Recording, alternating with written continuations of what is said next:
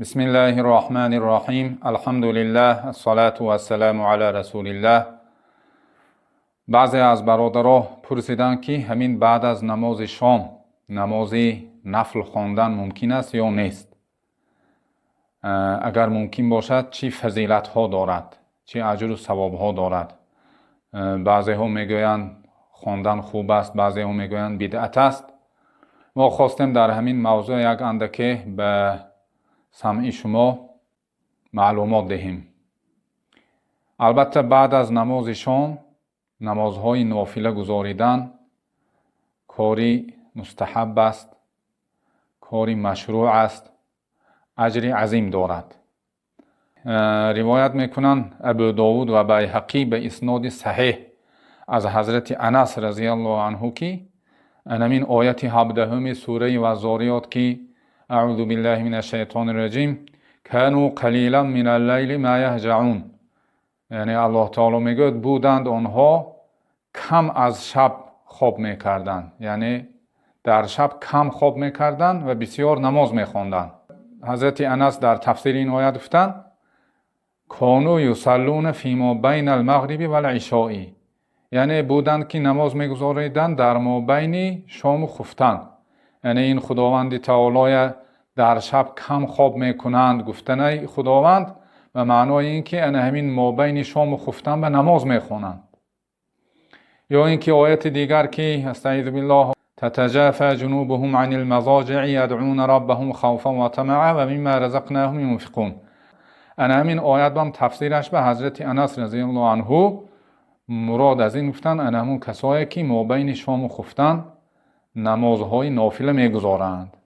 پس این دو آیت اشارت دارد به همین نماز نفل خواندن در ما بین شام و خفتن. پس معلوم می شود که نافله گذاریدن بعد از شام تا خفتن این یکی از کارهای پرفضیلت محسوب می گردد.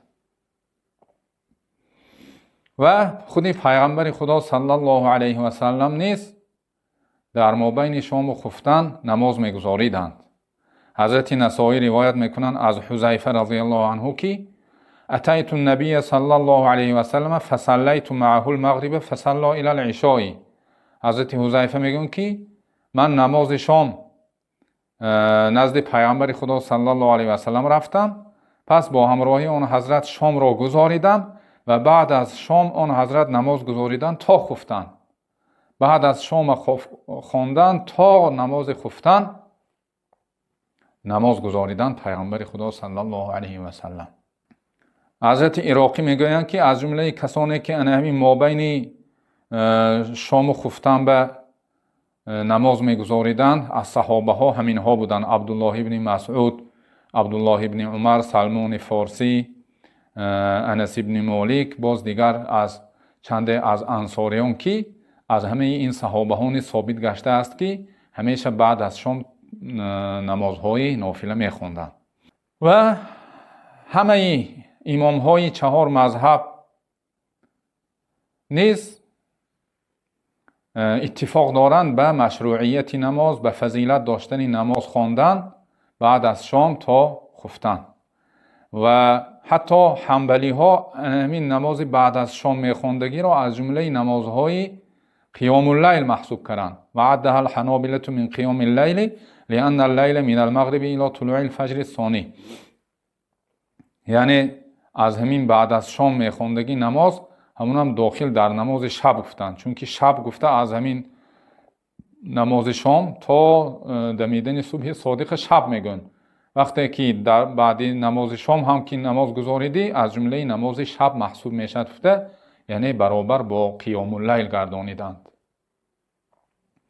و چی فضیلت دارد؟ فضیلت های بسیار زیاد دارد، بزرگ دارد که ترمذی روایت میکنند از پیامبر خدا صلی الله علیه و سلم که اون حضرت علیه السلام گفتند من صلی 6 رکعات بین المغرب و العشاء کتبت له عبادت 12 سنه.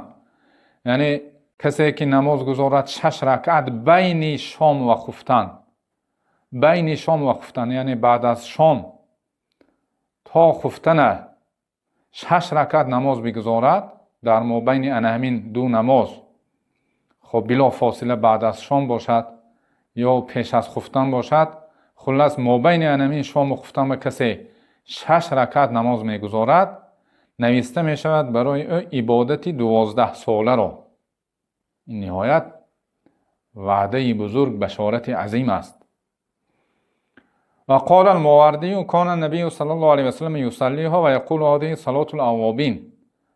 پیامبر خدا صلی الله علیه و سلم این نماز را میگذاریدند و میگفتند این نمازی اوابین است. میگفتند در بعض روایت ها نماز اوابین گفته نمازی چاشته گفته شده است و در بعض دیگر انمین بعدی نماز شام میگذاریدگی اوابین گفتیند. معلوم میشد هر دوشان میشود که نمازی اوابین گفته شود، یعنی اوابین روز همون چاشتو، اوابین شب نماز انمی بعد شام میگذاریدگی نماز. و قال فی مجمع الانهر و الست بعد المغرب تسمى صلاة الاوابین. در کتاب مجمع الانهر که یکی از کتابی مشهوری فقهی ما حنفیان هست، همون در گفتیم که و 6 رکعت خواندن بعد از نماز شام نامیده می شود آن را نماز اوابین. قال علیه الصلاة و السلام من صلى بعد المغرب 6 رکعات لم يتكلم بینهن بشیء عدلنا له بعبادة 12 سنة. یعنی که روایت کردند که آن حضرت علیه الصلاة و السلام گفتند کسی که بعد از شام 6 رکعت بخواند و در مابینش سخن نگوید، مابینش سخنگویی کتی فاصله نکند، برابر می شود به عبادتی 12 ساله. گفتیم موافقی همون حدیثی که در بالا روایت کردیم. در بعض روایت های دیگر به 20 رکعت، یعنی که همین نماز نافله بعد از شام میخوندگی نفس تا 20 رکعت وارد گشته است. یعنی حد اقلش 2 رکعت است و باز 6 رکعت و باز 20 رکعت و باز روایت احکامی که گفتیم بعد از شام تا خفتن چند رکعتی که نباشد می شود که نمازهای نافله گذاریده شود. انا اکنون بسیاری از مردمان خصوصا از پیروان طریقت بعد از شام 2 رکعت نمازی تحفه رسول الله می خوانند. همین نماز تحفه رسول الله که می خوانند عبارت از همین نماز نافله است که پیامبر علیه السلام به آن تشویق کردند. یعنی یگان نمازی دیگرگون نماز نوپیدا نماز نیست. این نماز تحفه رسول الله عیناً همین نماز نافله که از پیامبر خدا صلی الله علیه و سلم خواندن آن بعد از نماز شام وارد گشته است. اون سوال می شود که برای چی آن را نماز تحفه رسول میگن؟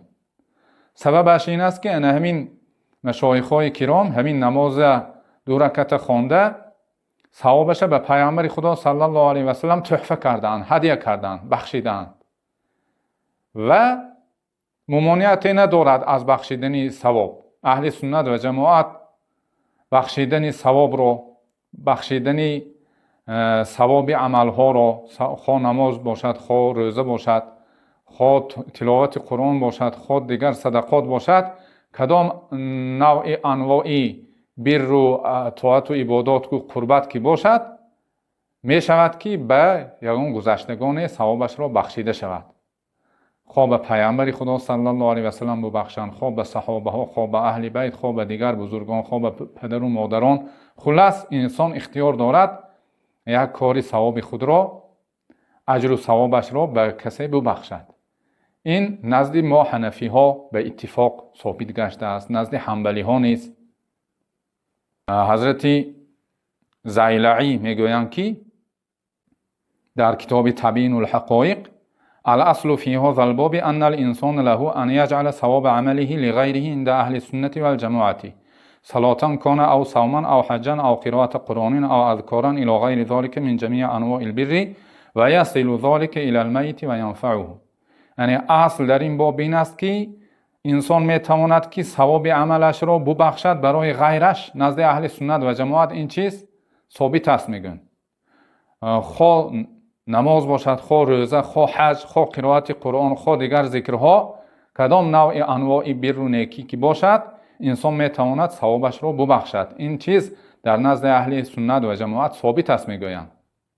خصوصا حنفی ها و حنبلی ها اتفاق نظر دارند به درست بودن بخشیدن ثواب عمل به ارواح گذشتگان. برای همین واقع ندارد که 2 رکعت نمازی نافله که بعد از شام میخوانند ثواب آن را به پیامبر خدا صلی الله علیه و سلم هدیه کنند. یگان مانعی وجود ندارد. از همین سبب این نماز را نمازی گویا تحفه رسول الله گفته مشهور گشته است. یعنی یک عمل با نام پیدا کردن بدعت نمی شود.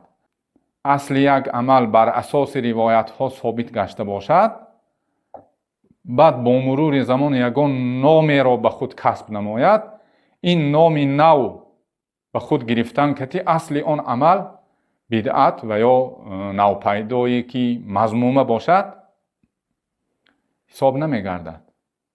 اصل این نماز که از پیامبر خدا صلی الله علیه و سلم ثابت گشته است، نام تحفه رسول الله گرفتن که این چیز بدعت حساب نمی شود.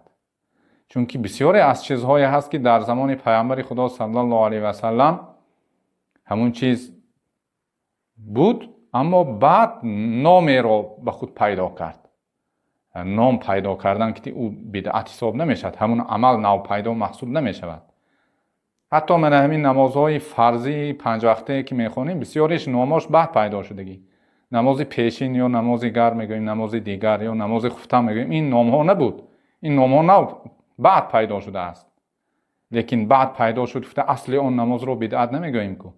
و مثل همین نماز تحفه رسول الله نیز نامش پیدا شده باشد هم بعد پیدا شده باشد هم اصل آن باشد به ترغیب خودی پیامبر خدا صلی الله علیه و سلم ثابت گشته است. این به پیامبر خدا صلی الله علیه و سلم بخشیدن عمل ها این معنی نیست که پیامبر خدا صلی الله علیه و سلم نیاز داشته باشند. بعضی ها همین چیز گویا بهانه میکنن، ادعا دارن که پیامبر خدا احتیاج به بخشیدن ثواب ندارن.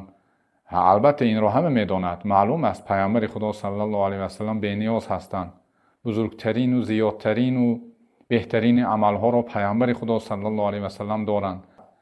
اما به خاطر یک شکرگزاری و قدردانی، به خاطر یک اخلاص و محبت ازدیادش، مخصوصاً یک عملی را به پیامبر خدا صلی الله علیه و سلم بخشیدن، خاصتاً بخشیدن، این یگان مانعی در شرع شریف ندارد.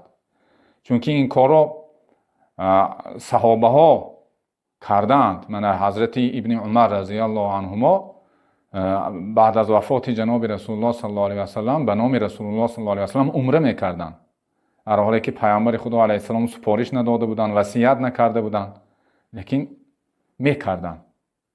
اگر این بدعت باشد، نخواد که صحابه بزرگ حضرت عبدالله ابن عمر با این ذات شریف کاری بدعتی مذمومه کنند و کاری گناه کنند.